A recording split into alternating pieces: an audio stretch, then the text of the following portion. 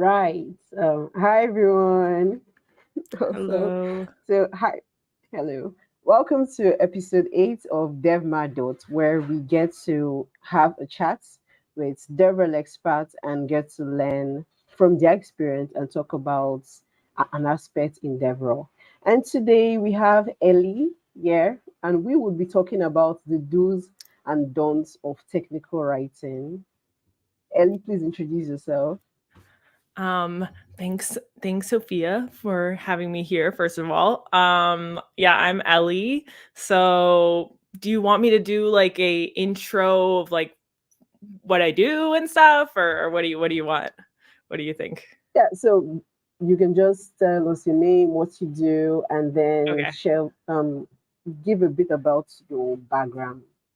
Okay. Yeah, so I come from not a typical computer science background. So I studied international business and I taught English in Taiwan, and that's sort of my background. And then I don't know, somehow I became really interested in learning how to code. And during that time, I was thinking, like, okay, that's what I want to do when I get into software engineering. And then, yeah, I was trying to find a job, and then suddenly I think someone, I don't even know how it came up, to be honest, but I started doing technical writing, and then I ended up getting a paid position doing technical writing for CodeMaze. So it's like .NET C# articles. And that's sort of where things started growing. After that, yeah, I've just been writing articles for my own blog and then also for CodeMaze. And then recently, like a week ago, I got a job as a developer advocate at Pieces. So that is pretty cool because, yeah, and it's just interesting because, my original goal was to, become like a front end developer, let's say. And then now I'm here as a developer advocate, but really a lot of my experience sort of tied together and made it like make sense to go in this direction. So anyway, that's sort of a quick background of like where I'm at right now and what happened before. But yeah, Sophia, do you want to do an intro too? All right. Yeah. Okay. So, hi everyone. I am Sophia Ribu. I'm the technical content manager here at BCAM, and I too do not come from a computer science background. I'm currently studying agriculture, and I'm in my last semester in school. Very cool. I love that you're studying agriculture. Like, I just think that's so cool. I'm very excited to see Thank what you. happens with that, like how it all ties together.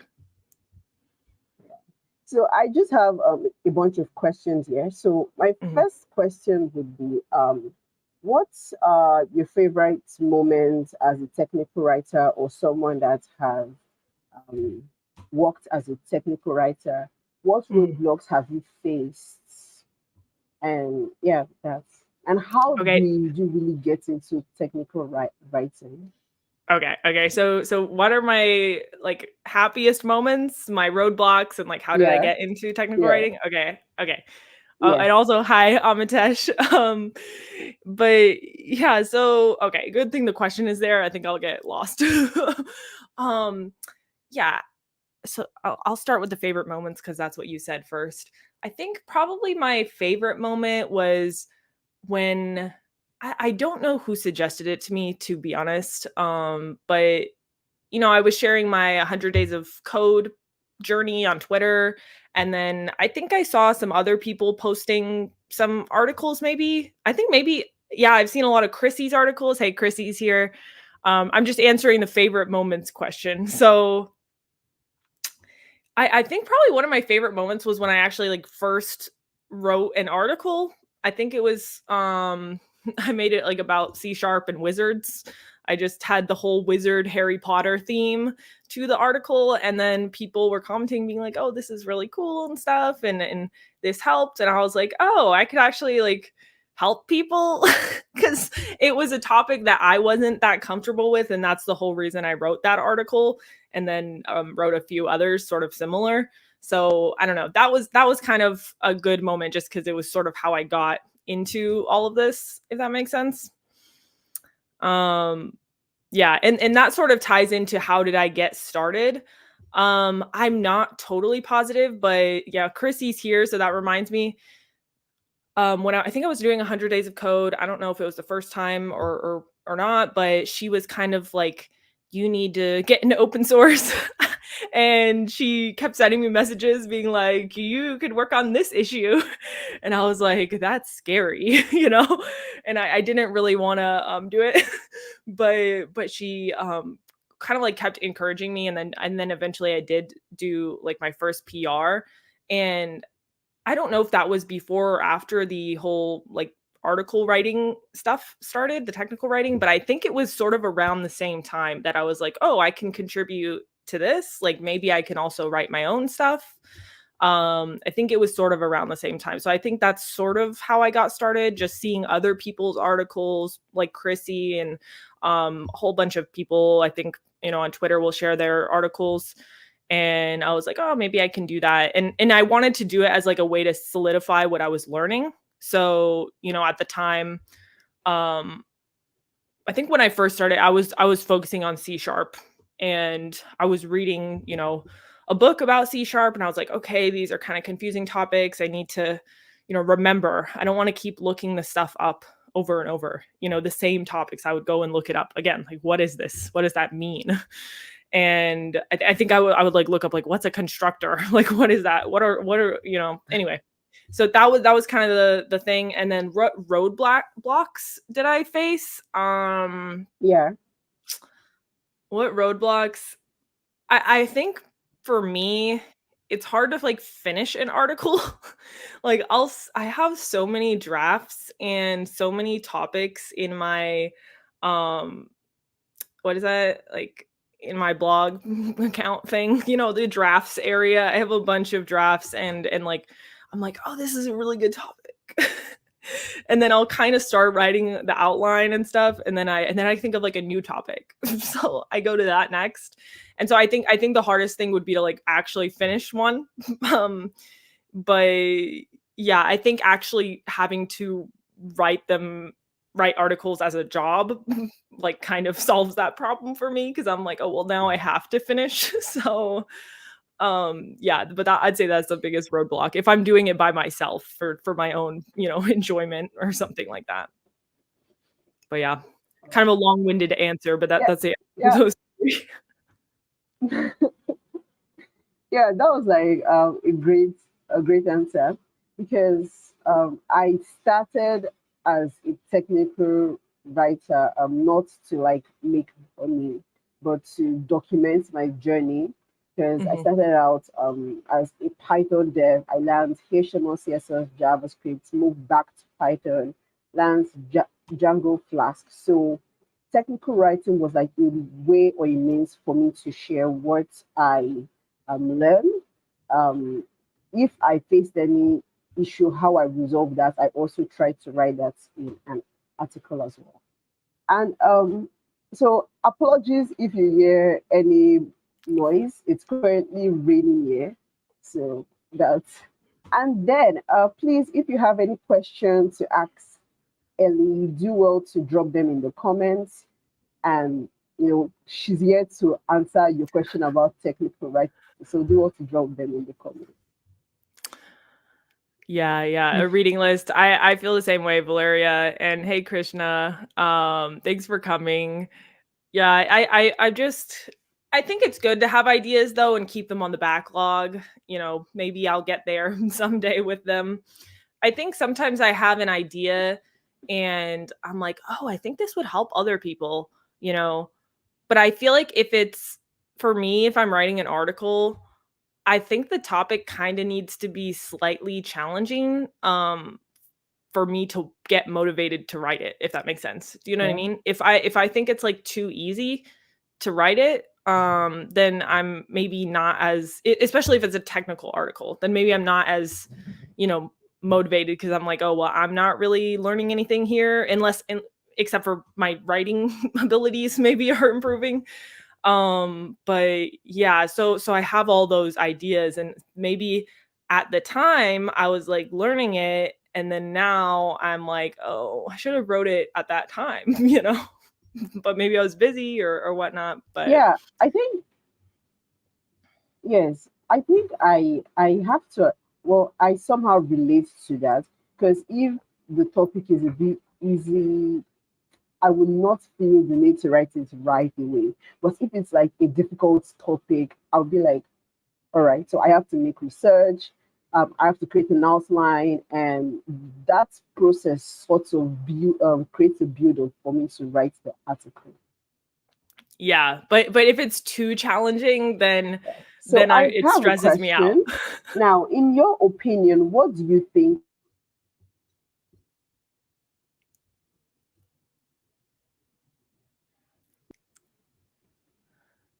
I think I lost you for a second, Sophia. Yeah, can you hear me? Yeah, I can hear you now. I think we All got right. like a little bit disconnected. Sorry, really sorry about that.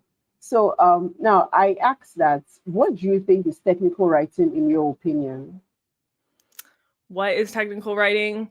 Oh, by the way, hi Roxy. That's Roxy, by the way. Oh, hi. Yeah. Okay, what is technical writing? I mean, I think it's anything about basically a technical topic. I think even if you're writing, I don't know if it counts. I kind of think even if you're writing about like soft skills that are sort of tech adjacent, I think that can count as well, maybe. Um, I don't know. I think it's pretty broad, but I would say anything about code documentation. I still count the soft skills as technical writing, but maybe that doesn't count. I'm not really sure. What do you think? Would you count that? Like, for example, if you're saying maybe you wrote a thing about like interviewing, like how to be a better interviewer and like do technical interviews, like would that count as technical writing or just a normal blog post?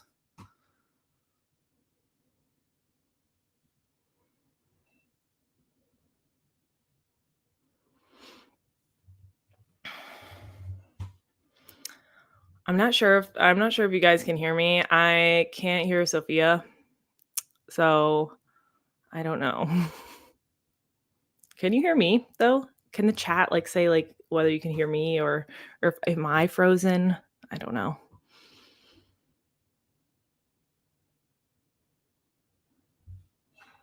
Let's see. I'm gonna message Sophia.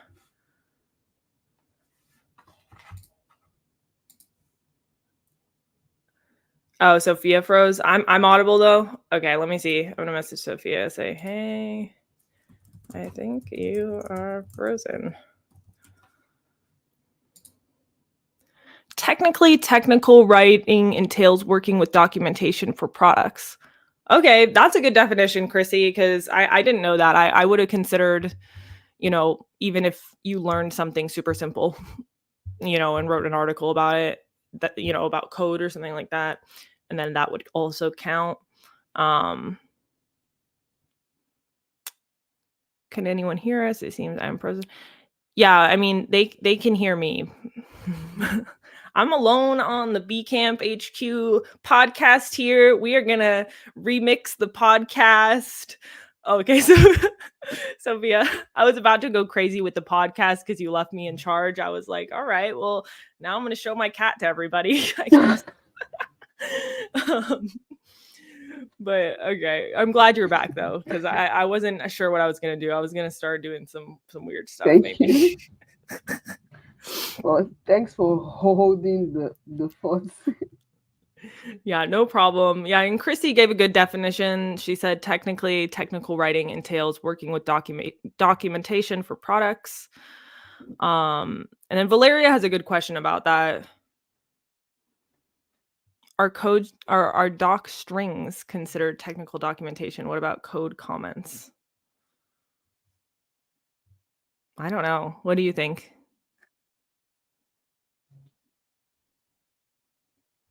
Um, well, I think they are. By docstrings, you mean like the comments in the code editors, right? I'm not really sure. Yeah, I'm not yeah, I'm not I'm but not I too think versed in that technical documentation, to be fair. Like I've only done, my own articles and then like some C# .NET articles. That's kind of my technical writing experience. So I definitely wouldn't say that I'm like an expert at this either. I literally, started doing this a couple months ago, right? So I'm not the expert source. I can only say like my own experience, but yeah, I don't know about that. Sounds like it could yeah, be. so I believe that yes, yeah, because it sort of adds to um technical documentation of a function, technical documentation of what that code does. So yes, I think that that still leans towards technical documentation. That makes sense. Yeah. And then Amitesh said And explaining code. Yeah. Amitesh said something similar. I I just don't know why it's this.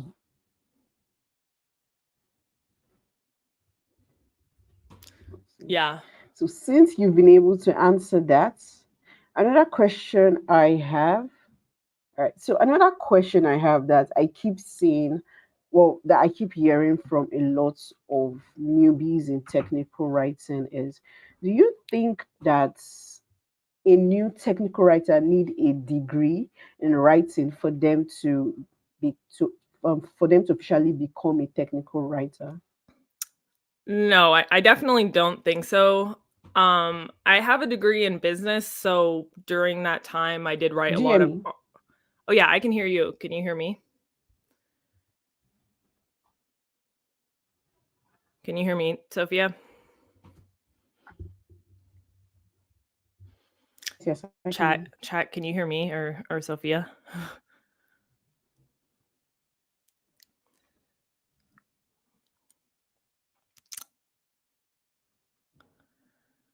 Oh, no. I think we lost Sophia again. Is it time to show you my cat, everybody? Can you hear me? If so, I can go on a journey showing you guys some interesting things. Here is my Octocat. I got it at Render. It's really cute. I got it at the GitHub claw machine. There were socks in there and cats, these Octocats. So yeah, I got it like this, and then I got the cat.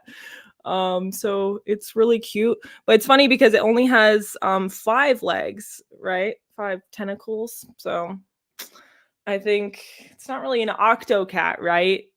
Should have 8 according to that name. It's a little bit deceiving here.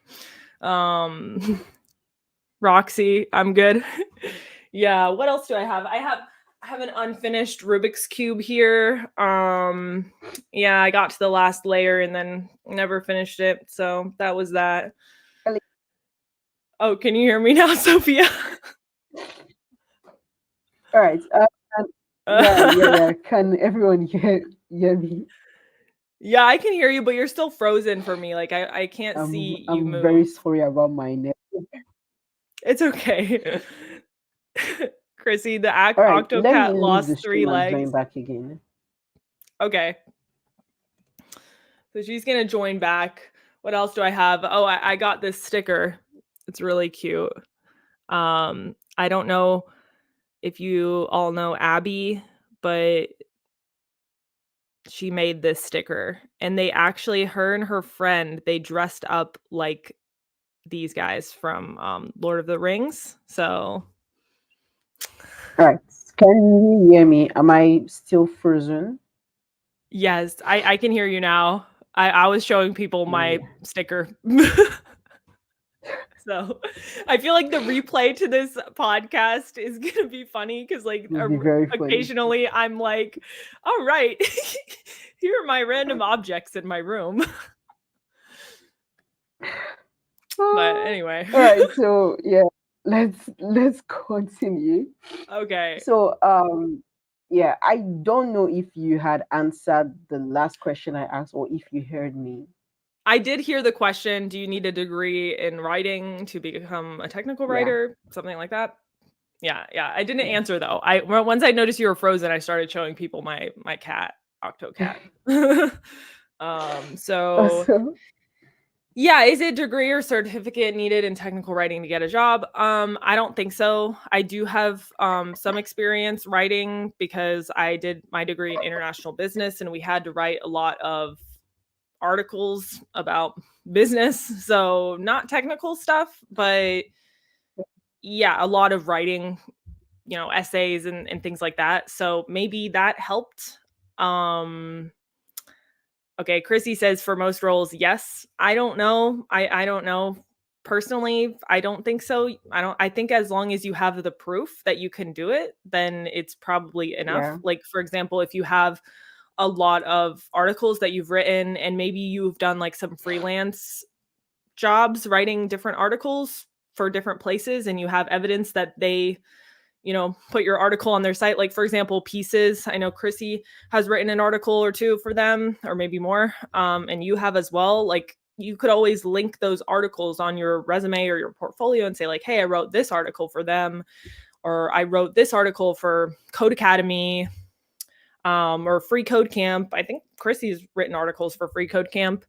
All of those are kind of evidence that you can do the job that you are trying to get. So I would say that evidence is more important in my opinion, but I'm not sure. It's both. Yeah. Yeah, I don't So know. I don't know.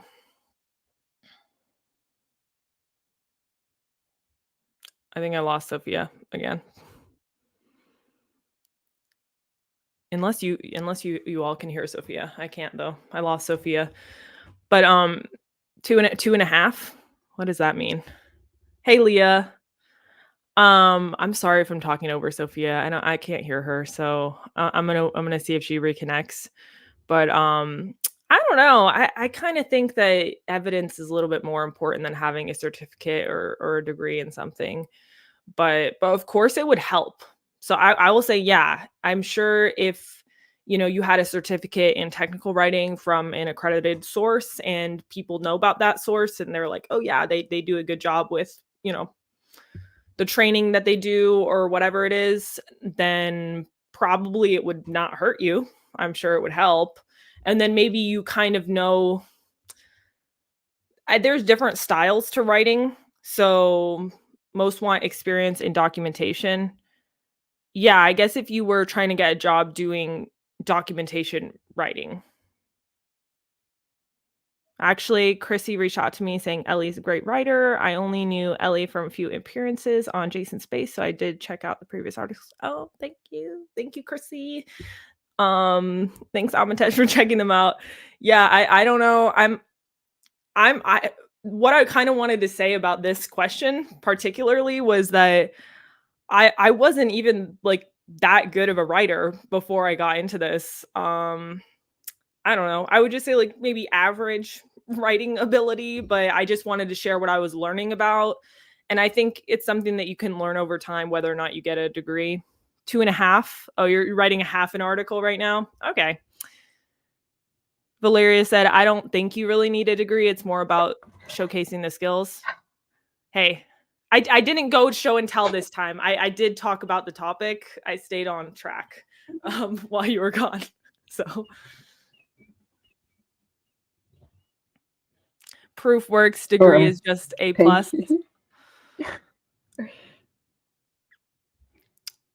Just a plus. Yeah. I would say the degree would probably not hurt you for sure. Like it would help, but I'm not sure if I would like go out of my way to study for 4 years to get a degree in writing if you want to get into technical writing. Like I would rather, maybe spend a year straight like writing a bunch of awesome articles, learning from other resources, watching videos from people who are really good at doing what they're doing, maybe get some coaching or feedback from people that are really good at what they're doing.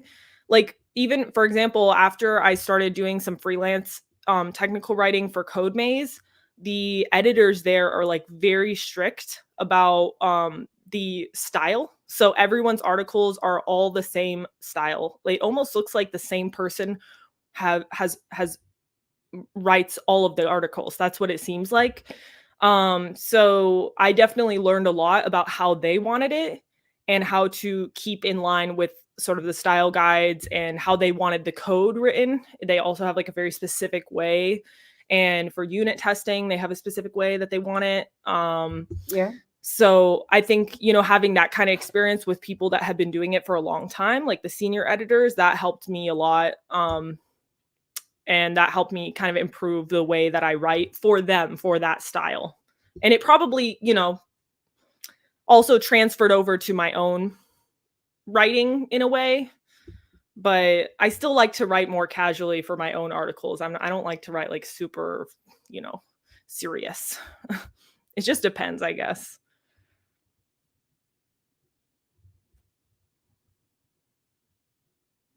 The Good Docs project is a great place for people to get started. I haven't heard Yeah. about that. Okay. So I think I have to agree with what you all said. Yeah, I think I have to agree with what you all said because I'm just going through the comments. And yes, I genuinely don't think you need a degree or a certificate, though it's like good to have, but it's not a need to have, especially in technical writing. And I think the best way for you to become a good writer is just by writing something. I think we lost Sophia again. But I maybe I can like finish what she was saying.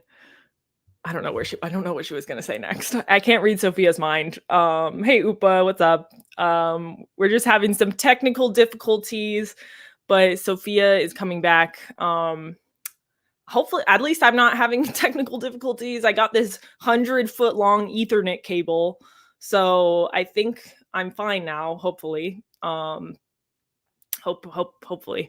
But yeah, the Good Docs project, I haven't actually looked into that, Chrissy, so I definitely will. Thanks for recommending that. I wish I could like pin your comment here. I don't have authority to do that.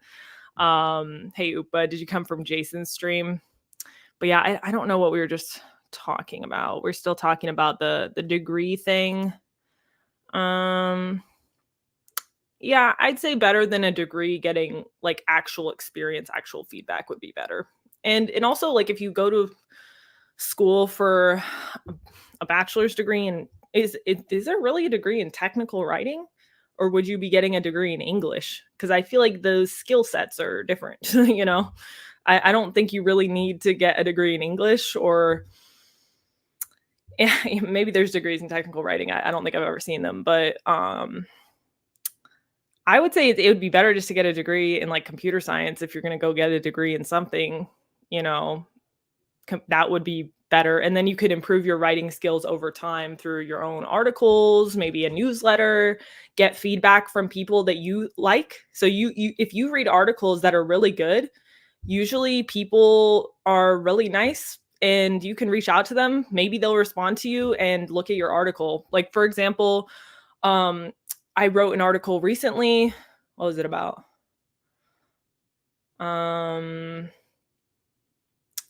Oh yeah, it was a couple weeks ago, and it was the review. I was sort of reviewed pieces. It's on my, I think, my Dev2 account, and then I sent it to Sophia because she offered to review it, and then she gave me like a lot of really good tips that now I'm like, oh yeah, I'm going to keep those in mind for the future. So Sophia is definitely a better writer than I am. So I really appreciated her feedback. So I would say that that's more valuable than like sitting in a class, writing something, and then like you're, you know, maybe, I don't know. I think that's better than getting like a literature degree or whatever. Getting feedback from people that you think are good writers would be more helpful, in my opinion. Welcome back, Sophia. Thank you. Yeah, I don't know what you were talking, and when you cut off, so I don't know what you were about to say, but Yeah, I was about to say that I think that the best way for you to become a technical writer is just by writing articles. Don't overthink. Don't overthink the topic. Don't overthink the content. Write from your experience and write from your point of view, because someone out there will definitely read your content. Someone out there will definitely resonate with what you are talking about or what you are writing. yeah, I So agree. Another question I have is, what do you think are the skills needed for you to excel as a technical writer? Um, I would say, okay, what are the skills needed to be a technical writer? Is that the question? Okay. Um, One thing that just pops into my mind right away is being able to be kind of concise when explaining something. Oh, Sophia left. I'm abandoned again. But oh, Sophia's back. Okay. But yeah, one thing I would say is the ability to be concise when you're explaining something, because the worst thing for me, so this is my personal opinion, my personal writing preference. I don't want to read an article that, introduces a topic. Okay, and then this is not okay. It could be a hard topic, it could be an easy topic, whatever it is. And the person goes into like long paragraphs explaining blah, blah, blah, blah, blah. And then I'm now just get, I don't even know what's going on anymore. And I just leave the article because I'm too lazy to read like walls of text. I don't want to be faced with walls of text to explain something. I would rather something concise, but also the correct explanation. Do you know what I mean? So I think that's very important when you're writing an article or documentation. Like, you don't want to be really wordy and use really difficult language for no reason. Like, just for, and that's why I don't really think getting a degree in literature would be helpful, because a lot of places, whether it's documentation, technical articles, I don't think they want you to use really high level vocabulary to explain these things. Most people want like as simple as possible, but you can also, explain it correctly. So maybe throw a few hard words in there, but I don't think you need to go crazy. But the thing is, if you get a degree in literature or, English, they make you use like very fancy language. At least in the US, that's what I've experienced from people with like English degrees. I'm like, man, you guys, I'm not trying to read that right now, but thanks. It's good, I think, if you're writing fiction or something where you want to use a lot of flowery language. But I think for technical writing, like, yeah, right, that's what I mean, like the life story behind before the actual recipe. That's what I'm talking about. Like, it's good if you're writing a fiction novel and you want to explain this beautiful scene with a lot of flowery words, and this person's going to be reading your book for, hours flipping through the pages. But if you go to documentation, you're just trying to find the answer to like your one question. That's what usually people are trying to Yeah. do. And then you're like reading this weird dialogue and all these things, and I'm like, please stop. So anyway, that I've started to go towards like the negative here. You said what skills are helpful. The point is, I think Yeah. being, concise with the articles would get to the point would be better. But yeah, I don't know what else. Do you have any other skills? Do you have anything that pops? Like, what's the first thing that pops into your mind? Mm, try not to overuse. Okay, sorry. Explain things in bits. Now, the best way, especially when you are a new technical writer, all right. Sorry, I just went out for a split second. So, Mhm. especially when you are a new technical writer, the best advice that anyone would give you is to explain the concept, explain whatever you want to explain in bits. Don't use big grammar or big words. Don't try to bring in um, uh, an encyclopedia in your article. Explain it in bits. So break down the concepts in bit size so that your audience will be able to digest the content easily. Yeah, yeah, I agree with you. So I, And I think we have a question from Krish. He asks, should technical writing contain a sense of humor or have normal text, or should it be a lot professional and stuff? And I think Ellie should answer this. yeah, I think Amitesh had a good answer already. He said it depends on the topic and platform audience. That's pretty much, I agree with him. Basically, I think it depends on the platform. Like if you work for a company and they have they have guidelines, like this is the way we want you to write, then you have to write like that. That's the way you need to write. And probably it's more to the professional side. If it's something like Yeah. the docs and stuff, usually, humor can kind of, it depends on the person. So, if it's for a wide audience, I think putting some humor in there can be a little bit, you know, not everybody's going to get it. It might confuse people actually, because there's a lot of people from different countries, a lot of different people reading these docs. But I think if it's your own blog, personally, I would rather, put my own personality in there and whatever, put some memes or put some GIFs in there. I don't care. I think that makes it more fun to read. So it really depends. I think if it's your own blog, funny is good. But if it's for somebody else, then Yes. it really depends on what they tell you. Like they will send you a guide, most likely. They will say this is the way, or you could read their other articles and you can tell whether they think, some humor is good or not. Yeah, yeah, true. I think I have to agree with that because when you're writing for a blog, for a professional blog, they would definitely send you like a writing style guide where they will be like, use H1, use H2, use H3. But for your personal blog, I would recommend if you want to add humor, you want to add meme or something, don't overuse it. So it can be at the beginning and at the end, or like just two, two memes, and that's great because it's your personal blog. You are trying to portray how you speak, how you teach things, and having that in your blog would really go a long way. So it's not be like they're just reading text, so they can read text and laugh. And yeah.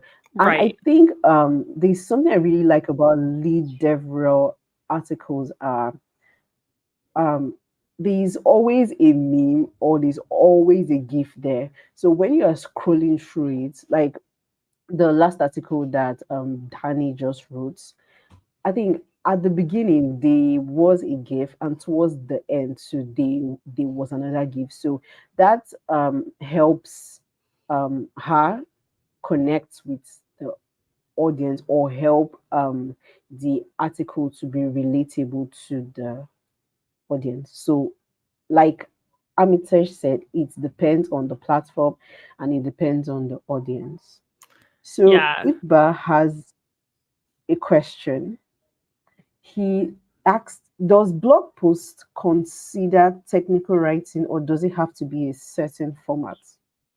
I think blog posts are, obviously it depends. Like if I wrote a blog about my trip to, render and who I met and what did I do, I don't think that's technical writing. That's just more like me being like, hey, here's my life, everybody. Then no, that would not be. But I think if you went and wrote something about your home lab, even if you didn't have any code in there, but you're describing like how you set up your home lab, how could somebody else do the same thing as you, then that, my opinion, considered technical writing. I don't think you need any code for it to be considered because it's still in the same area. So Yeah, yeah, I have to agree with that maybe it's because like if they you're let's educating someone about something. yes, yes, I think that would yes. be the point. Yeah. Yeah, yeah, exactly. If you're educating someone about a technical concept, that is considered technical writing. But if it's just an article about how you enjoyed either attending or speaking at, let's say, Renda, then that would not be considered technical writing. That would just be a blog post.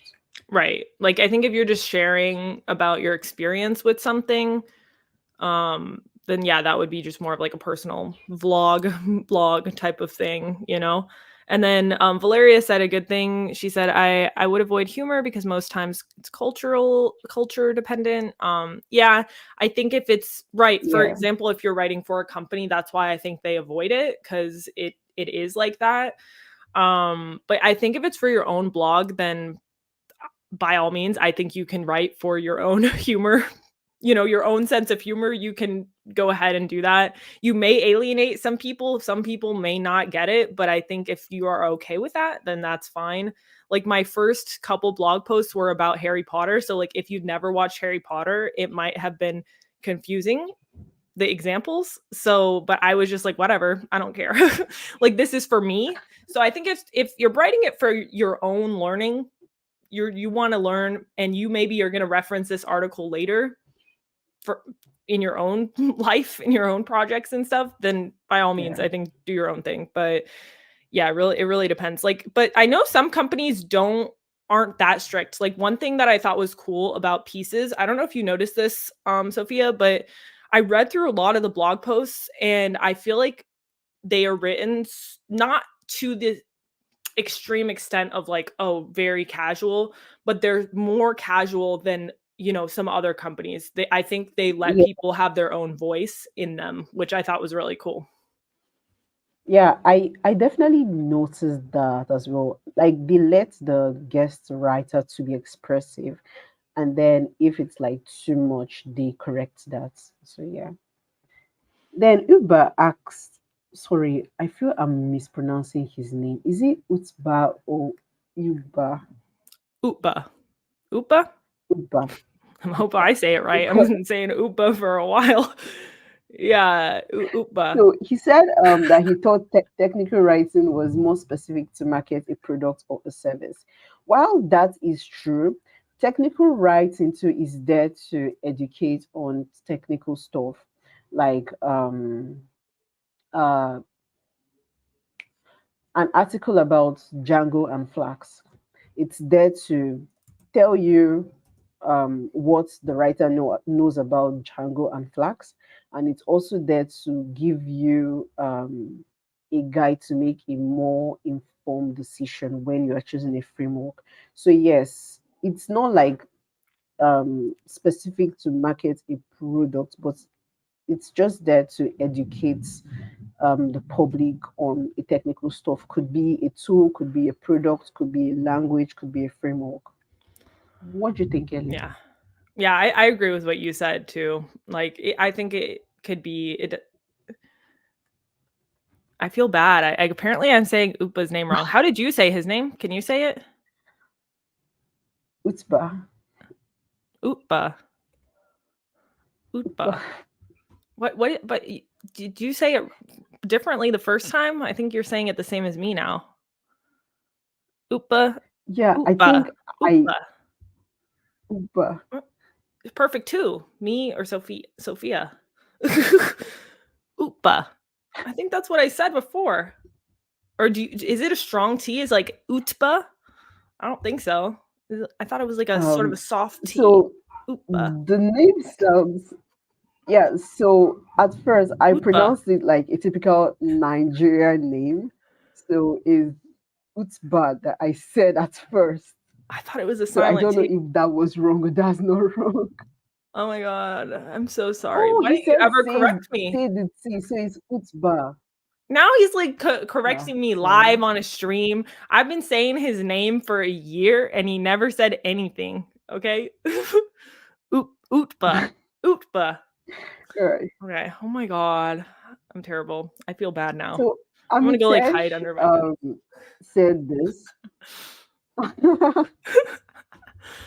So Amitesh, now I don't know if this is okay. Well, he said someone asked me the same question, like, "Are you just a technical writer, or a real technical writer?"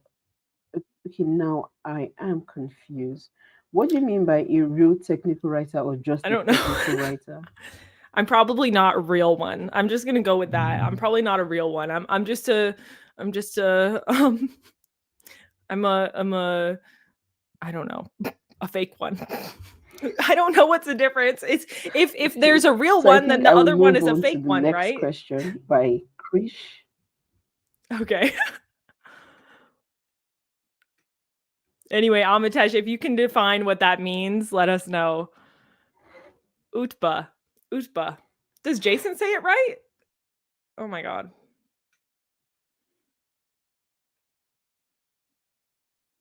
Actually, he was asking if I can write docs like for any tech or just blog explanation.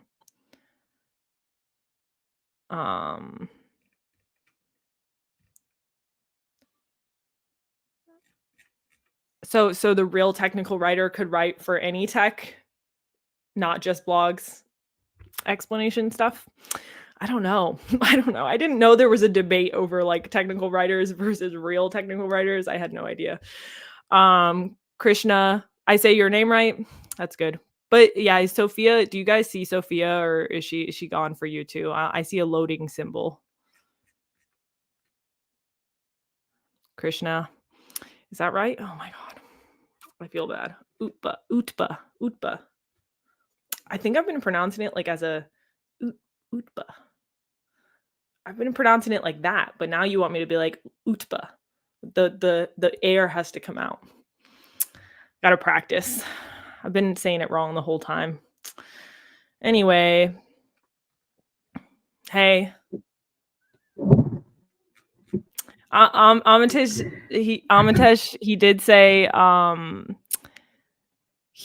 the difference between the two, I guess. He said if I can write docs like for any tech or just blog explanation, then he said like code documentation, readme and all. So I guess it just depends like if you're just writing some basic blogs versus all of the other stuff too, like documentation, readmes, etc. So maybe that's the real technical writer. I haven't gotten into the real zone yet. Soon enough. And I think that creating a documentation is not that hard. It's not that hard. I think you can just use Gitbook, create it section by section. It's not really that hard. So I'm not sure if you answered this question by Krish. No, I haven't answered that. I was waiting for you to come back for that one. All right. Okay. So when a beginner starting with technical writing with the aim of reaching out, it out to more and more people, should he consider the better or worse platform, or should he just move ahead with any? Krish, I'm not quite sure what you mean by worst or best platform. Yeah, I don't really know. I think what he means, my idea of what he means is like when I first started my blog, I was thinking, oh, should I write on Hashnode or dev.to? Yeah, okay, I think that's what he meant. Yeah, I know Medium, but Medium's not really a technical article place, but like that comes up too. And then I think there's another one too. I don't know. I think there's one other, but yeah, there's like a lot of different choices. You can even write articles on Twitter now. I think they have code blocks. Yeah, I mean, that's up to you. I chose dev.to because I like the UI better than Hashnode. So that was the only reason.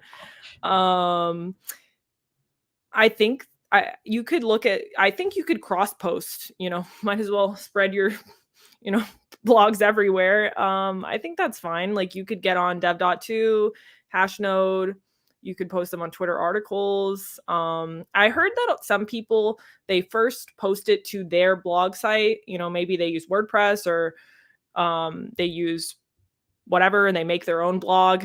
And then they first post it there and then they wait like a couple days and then they post it to dev.to, Hashnode, and wherever else, and like always include what is that called? I always forget what it's called. The link thing to the original. Yes, canonical. Yeah. Canonical link. Yeah. Yes. So I started blogging on Hashnode, so I may be a bit biased because I really love the UI on Hashnode. But I think that, like Ellie said, you can definitely cross post. You can have one that is your main blog. Then when you publish on that, you can cross post using the canonical link, and that way it will help your SEO. Yeah. And then Utba said, but you are the dev, you can just create your own blog site. I believe that why most people don't do this is because of SEO. Now, when you create your own blog, you have to think of SEO, how your article will rank, how it will reach more audience. But if you are writing on a platform like Hashnode or Dev.to, they already have a community. So all you just have to do is write your article there, add a few tags, and then it would be promoted within that platform's community. Yeah.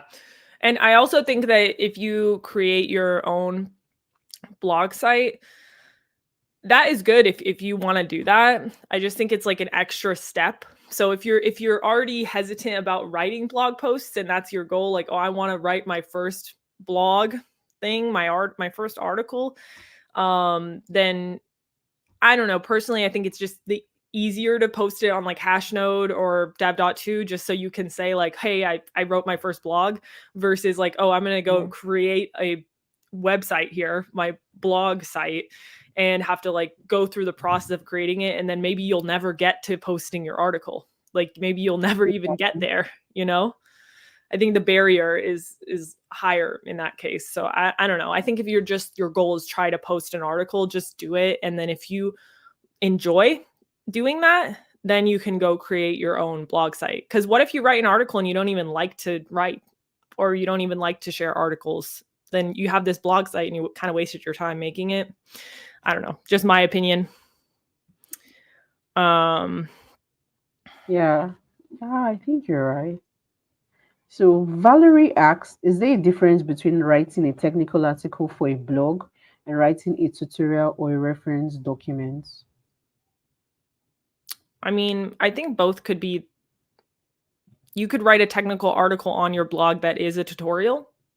So a technical article could be a tutorial. So I don't know if that answers the question. I think that they could be the same thing, but they also could be separate things. Yeah, so I think that okay, is there a difference between writing a technical article for a blog and writing a tutorial or a reference documentation? Now, if the reference documentation is still like about technical stuff, then I think they all count as technical writing, all count as technical stuff, but there are different ways for you to write these things. Like if you're writing a how-to guide, which is a tutorial article, there are some things that you need to keep in mind, and it will definitely not be the same style or the same format as you writing an article comparing two frameworks or two tools or two services. And I've never written a reference documentation, so I'm not sure if it will be the same format or if it may vary. Yeah, I also don't know. I don't think I've written a reference document either, so I'm not really sure about that. Um, but yeah, and then I saw So Upa has so a whole speaking blog of about that. writing, yeah. So Yeah. speaking of writing, yeah, what do you think are some tips for organizing and structuring a technical article for better clarity? Um, well, I think having an outline helps. I think that's pretty obvious, but maybe not. I think having an outline helps, you know, a thorough outline, okay? Not just like a basic outline, but, go into detail and then sort of slowly expand on the outline as you go. So you could kind of like jot down notes for each section and then eventually, it will turn into an article. I like to go structuring a technical article. I don't know if I'm answering the right question. I think that depends on like the guidelines, how you want to structure Oh, it. you Some are. some some places are like, oh, you need like one H1 heading here and then H2 and then, there's like they give you like a template on how they want it. So I think that's also relevant. Like if you have a template, then you can also follow the way that they do it. But definitely having like headings, different types of headings. I don't know. Maybe I went the wrong way with the answer. But yeah, I'd say the outline, if you want a good sort of example of like how I would normally do that, I did a live stream with Jim a couple weeks ago, I think like 2 weeks ago. I don't know if you saw it. Did you see that live stream? Yes, yeah, I did. Yeah. So we streamed about like basically how would we start writing an article, okay? And so like if you have a basic title idea, like a topic, and then you go from there and then you create an outline, and then we ended up using Pieces, the Obsidian extension, and like kind of generating some outlines and some topics. I think it's cool personally. I think it's cool to use like AI to generate some topics, because maybe I'm not going to think of all the points about this. Yeah. So maybe there's some things that I wouldn't have thought about covering in an article. So anyway, that's kind of what I would do. And then Upa, he has a good thing there, like plan it out and gather all the information. Yeah, if you need to do research, definitely do the research first. And it really depends on the topic, probably. Whether it's like, yeah, if it's just if it's a tutorial or something, or yeah, it really depends on the topic. But either way, you'd have to do a lot of research and kind of like write down exactly, what you did originally. And if it's one of those articles where you're teaching somebody like how to,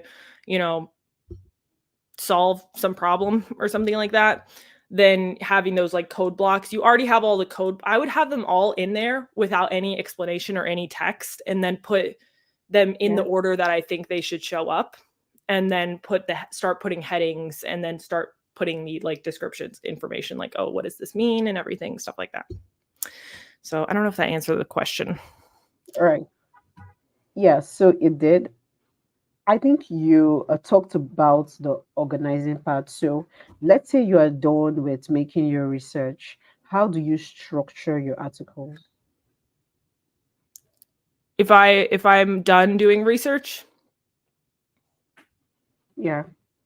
So I was, I don't know if, because you kind of like froze for a second, so I don't know if I heard correctly. So if I'm done doing research, then how do I structure the article? Your article, yeah. Yeah, so if I'm already done doing research, then I probably have some like main points I want to cover, right? In regard to what I'm writing about. So I would have like those points listed out there, and then now I need to think of a way to make it, cohesive and make it go in the right order. So I think one important thing is about like, what's the order of this article? Like, how do you want people to experience this thing that you're writing?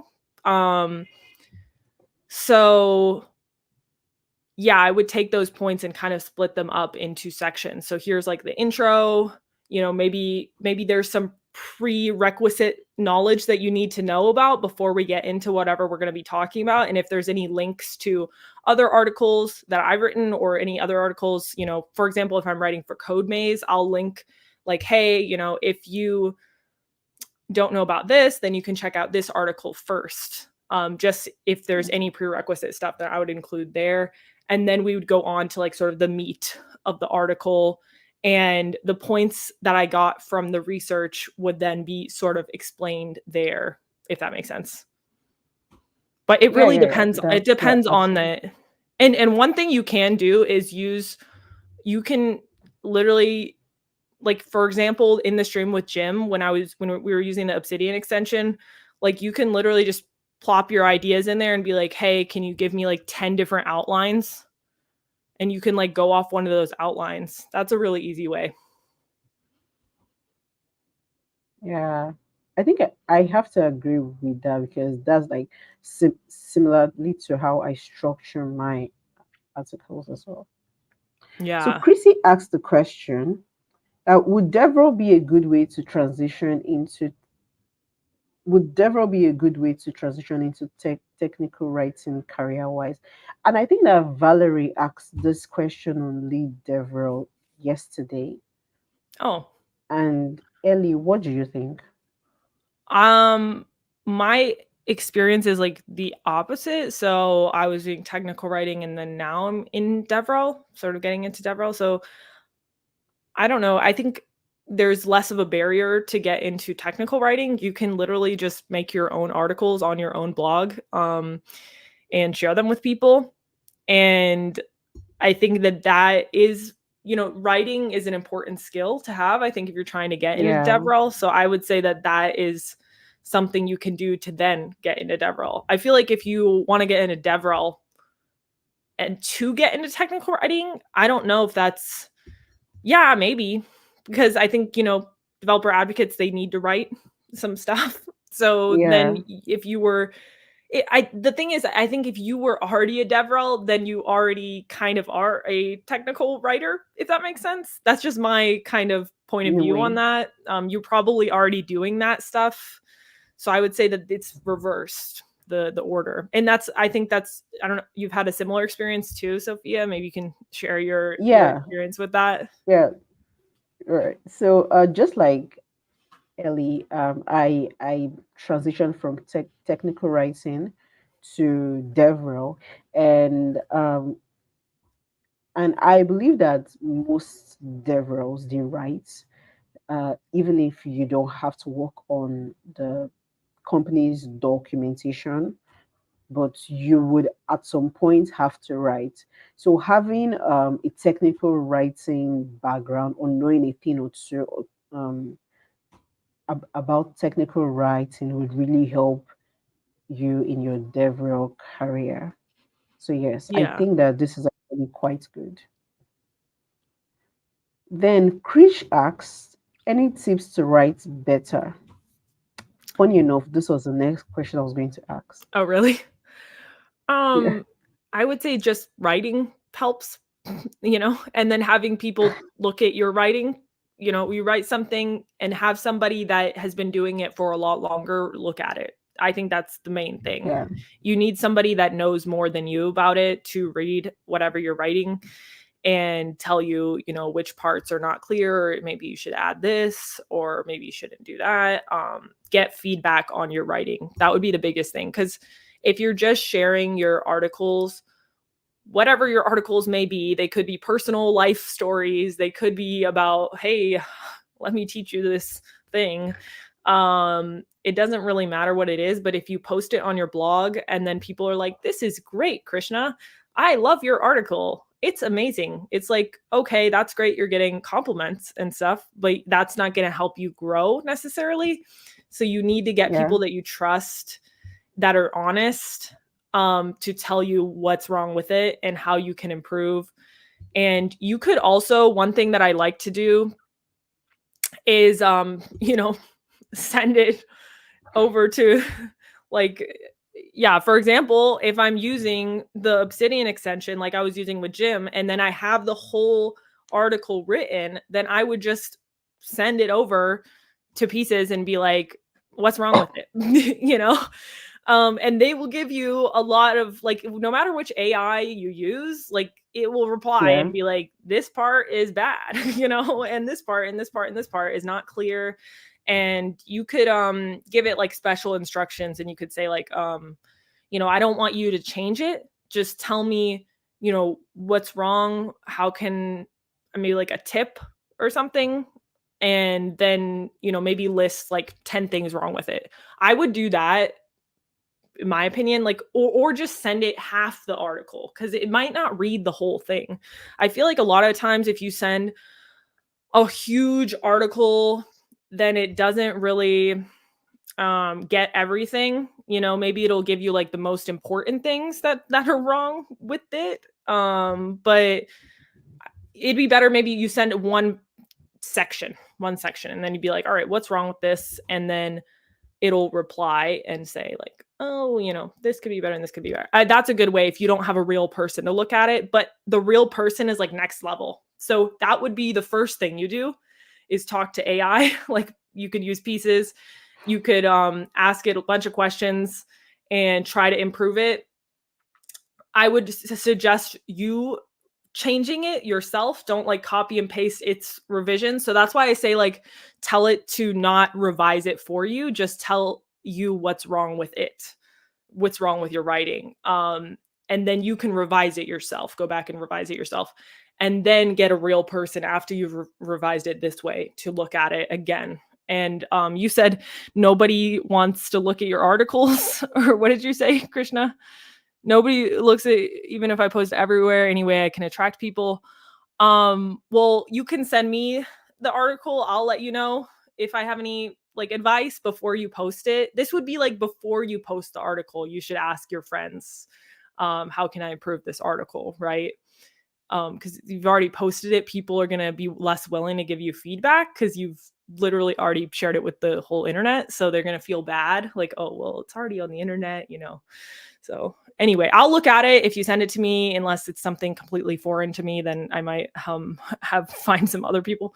But yeah, I mean, like just building a community on Twitter, finding some friends that are kind of studying the same thing maybe, or some people that you admire and that you think are good writers. And if you're friends with them, you could be like, hey, you know, can you just look over this? Do you see anything that stands out? You can't really do that too much though. Like you don't want to be like bombarding somebody with long articles every 2 days. Like, hey, can you look at my long article? And the people are going to be like, whoa, you're not paying me to do this. Like, I'm not the Krishna editor here. But yeah, once in a while, I think, you know, having a few people you can share them with will help you in your writing ability a lot. And yes, I do use Obsidian. So. Yeah, I think I have to agree with what Ellie just said. Another way that you can go about this is you can join a community. You can join the Hashnode Discord community or lead DevRel community or any community, and share your article there and ask for feedback. Because in as much as AI can help you, having a human read through your article would really, really go a long way for in terms of getting the feedback that you need and adjusting your article to fit your right audience. Yeah, I agree. I didn't think about that actually. I think that's a really good idea. If there are kind of writing communities where people are trying to improve, the only thing that I would kind of caution against is that, you know, if you were sending it to a community of people who are also in the same stage as you and they're trying to improve, I'm sure they would have some good feedback, but you want to like cite your sources here. Like not cite, but like you want to be aware of who's giving you the feedback. You know, do you like their Yeah. articles? Like you need to look at their stuff too and make sure that it's good. You know, if their articles are written pretty poorly and you're like, I would never want to read this, then I wouldn't necessarily take advice from that person unless you agree with it. But it's definitely a good way to find some people to look it over, especially for like typos, grammar stuff. Yeah, and karate, I don't even know karate, utba. I don't know karate. So, and you already wrote your first blog post. I don't even know what you're talking about. Like you already wrote your first blog post. Oh, not first. He said writing blog posts. Okay, well, just post them, do the thing. It's not that scary. All right. Okay. So Chineye asked a question: how do I get ideas on what to write? I've been struggling with that a bit. Mm-hmm. So Ellie, how do you get ideas on what to write? I think the main thing is if I'm learning something new, then that's a good thing. Or if I'm learning something and I am having trouble understanding something and I have searched many things related to that, like I've tried to find a solution or something and I have a hard time finding a good solution to that problem, you know? Yeah. Maybe if there was,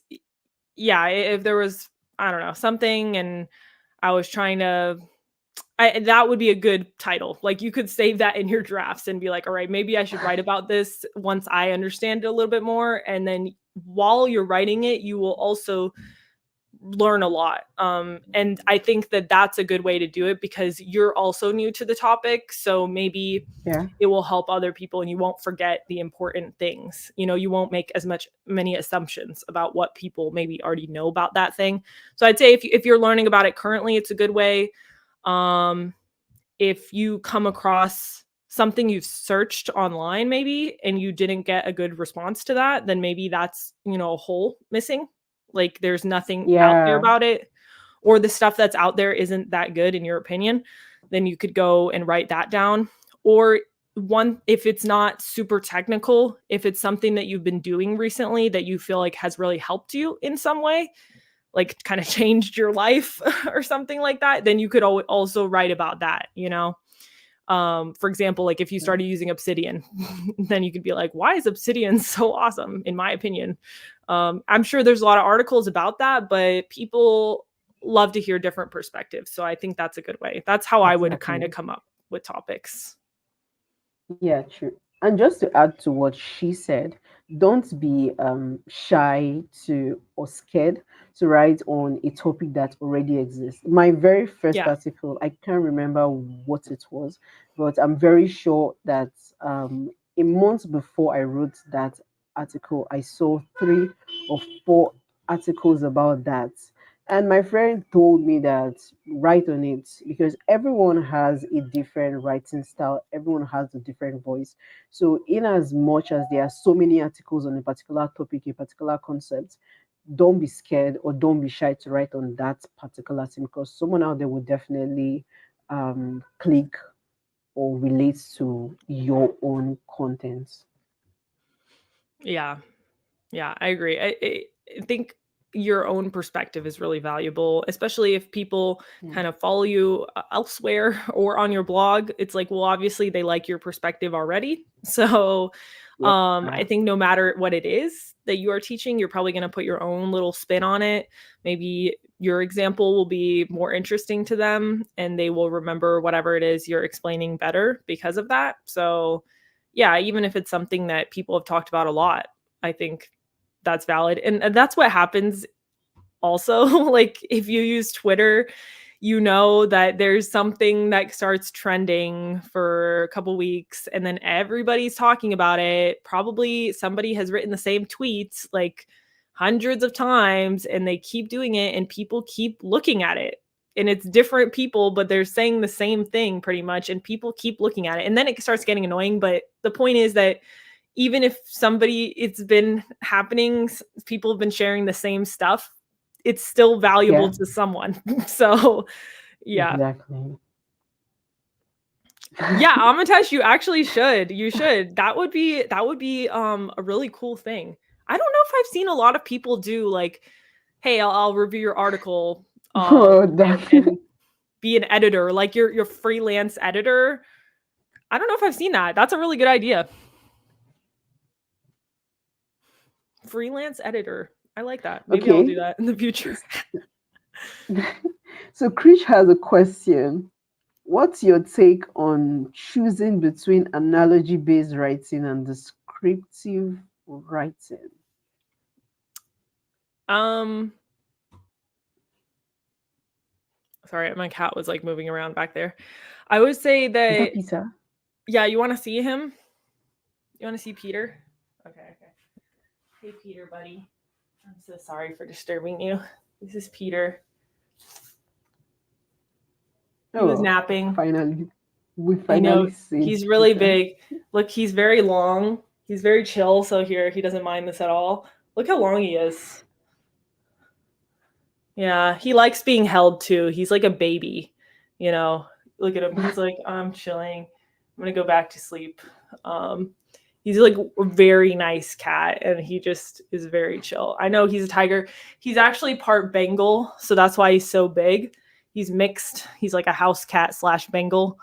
So he is Oh, part tiger a little bit. So he is very playful and he likes I have another cat. She's probably somewhere sleeping, but they're the same age and she just chills all the time. It doesn't do much, but Peter is, I think he's like 12 and he still plays a lot. Like he always wants to play And, if I have a string, like he'll go crazy.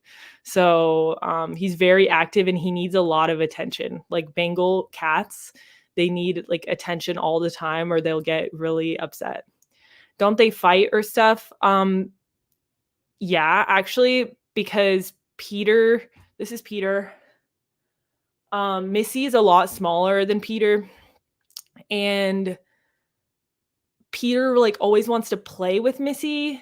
He doesn't actually want to fight her. He wants to like play fight with her. And she is just imagine like an older woman, she's just like, I do not want to play, and she gets angry and like hits him in the face and then he gets sad, but then he's bigger. So she runs away anyway. So they fight sometimes and he hangs out in my room a lot. But Missy, this is kind of his territory is my room. So we're buddies. Yeah, because I chose him when we went to the shelter and got the cats in the first place. I saw him and I was like, this is my soulmate cat. Like, and anyway, so we're best buddies. I know. Yeah. Okay, we can go back to the topic. Yeah, we can. So Okay. I think we have like less than 20 minutes more. Okay. Then we will wrap. Yeah. So just to answer this question by Krish. Okay, yeah, this question, I would say the only thing is that ChatGPT, like ever since it came out, so it's sort of AI writing has, for some reason, it really likes to do the whole analogy thing. So I think if you use a lot of like very cheesy analogies, it might come off as like AI, just from my perspective. I've seen people do that. So that's the only thing that I would say like is kind of annoying. But I like analogies. I think if it's appropriate for that, whatever you're trying to explain, I think it's fine to include. I don't think you have to go too much into the whole analogy thing. Like, you want to assume that the people probably kind of understand what you're saying. I don't think you need to go too crazy, but if you want like one analogy, two analogies, I think that's fine. Descriptive writing, I don't really know exactly what you mean by that. You just mean like describing just in general without analogies, just describing, maybe the code or whatever you're talking about. Peter is, he is like a baby. He will literally just sit there in my arms for like, if I didn't do anything, he'd just stay there for hours probably. Yeah. So I hope Krish has gotten his answer about this question. So I think I would just Chrissy is asking for the cat. Well, unfortunately, we don't have that much time, so we just want to wrap the stream I know. up. I'll bring the cat back though for another stream. Yeah. Yeah. All right. So now, what tools or software do you use to create your articles? Okay. Well, I already mentioned it like a bunch of times. So, Yeah, but you've only mentioned pieces, but um, okay, you've only mentioned pieces and Obsidian, but I'm very sure there are other tools that you use. Okay. Well, I mean, if I was writing an article about coding something, then I would definitely be using VS Code. And I would definitely be using GitHub probably. So I don't know if that's count. Oh, I do use Grammarly. Because I don't want to spell stuff wrong. I'm not the best speller, to be honest. And sometimes maybe I do spell it correctly, but I doubt myself. I'm like, is that right? Okay, for example, one word that I always doubt myself on, even if I have Grammarly on, I'm like, that looks so wrong. I always spell it right. It's the word knowledgeable, but for some reason when I look at it, I'm like, this looks so wrong. And I'm like, I paste it into Google. I'm like, I guess it's right, but it looks so wrong. So relatable. Yeah, so I use Grammarly. I don't trust it all the time though, because I think it does sometimes miss things. I don't have the Grammarly Pro though. I just have normal just for the spelling problems. And maybe the occasional, I think it underlines the grammar mistakes and stuff. But yeah, and then of course Pieces, the Obsidian extension for writing. Dev2, that's where I, do my own blogs. What other things do I use? Maybe I'll just use a pen and paper and write down some ideas. Utba earlier, he mentioned the Venn diagram thing. I never have done that, but it's a good idea. It's not a bad idea. So especially if you're comparing two things. I think there are a lot of articles where you compare two ways of doing things. So that would be a good thing to do, is create a Venn diagram to kind of make sure you got everything separated and then the similarities in the middle. And add footnotes for backup. I don't really know what you mean. What do you know? Do you know what that means? I don't know. Can you explain that, Chrissy? I don't know what that means. But I'm trying to think.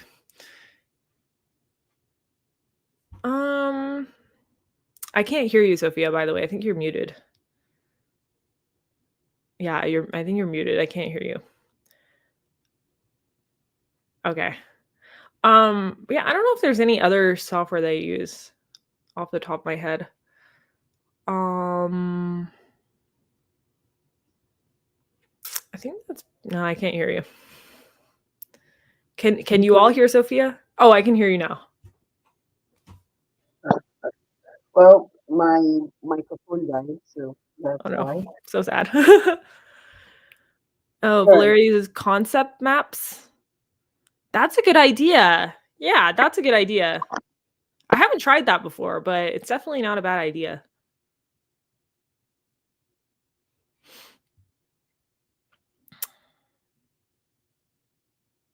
I think you're muted again, Sophia. I know. Well, this is really I can hear you. I can hear you. Okay.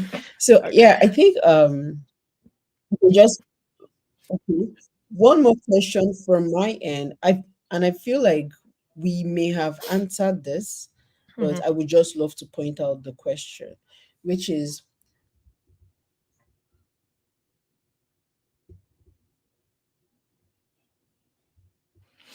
I think Sophia froze, but I think she was about to say, how do I know what tone and language to use for my target audience?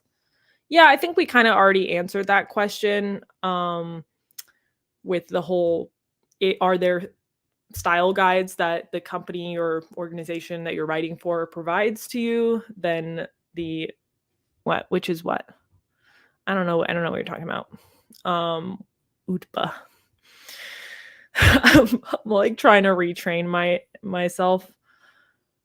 Oh, you mean what Sophia said? Yeah, I think she's gonna say this question out loud. That's what I think. But yeah, I think we already answered it basically. If they're style guides, then use that tone, use that language that they tell you to use, and you can look at other articles to kind of reference, am I writing in the way that they want me to write?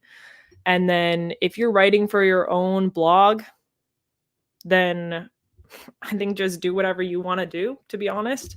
Unless you're trying to, monetize it, then maybe you have to kind of do some research. If you write in a certain tone, does the article perform better? Maybe you can consider those kinds of things. Hey, I did answer the question, but I did answer it, but it's okay. Oh, we did pretty much cover this though. Do you have an answer to this? Okay, well, so since you've answered this question, I think that's, yeah. Sorry, what did you say? Ellie, I think you were saying something and I cut you off. Oh, I don't know. Yeah, I don't think you I were was saying something and I cut you off. Can you hear me now? Yeah, Am I can hear you. Frozen? No, I can hear you.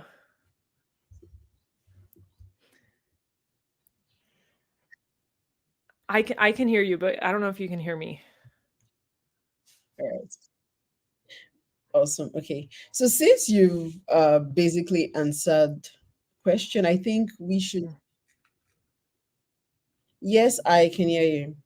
Yeah, audible. Okay. I can hear you.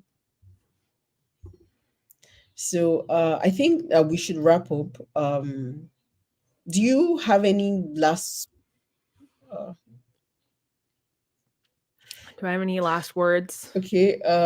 Do you have any Um, last word for the audience? Do you have any? Yeah. yeah, my last words are Utba. I will try to say your name correctly from now on. My cat Peter will make more appearances on later streams if anyone is interested.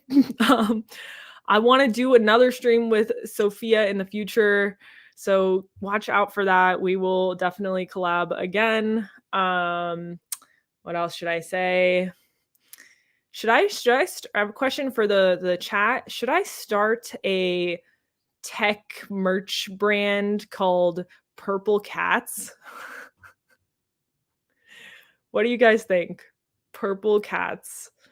And then there's like purple cat stickers and just random stuff. And that's what I'm thinking.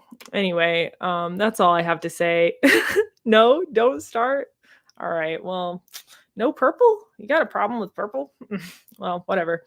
Anyway, yeah, follow Sophia, follow me. We're gonna do more collabs in the future, and apparently Utba does not like my purple idea.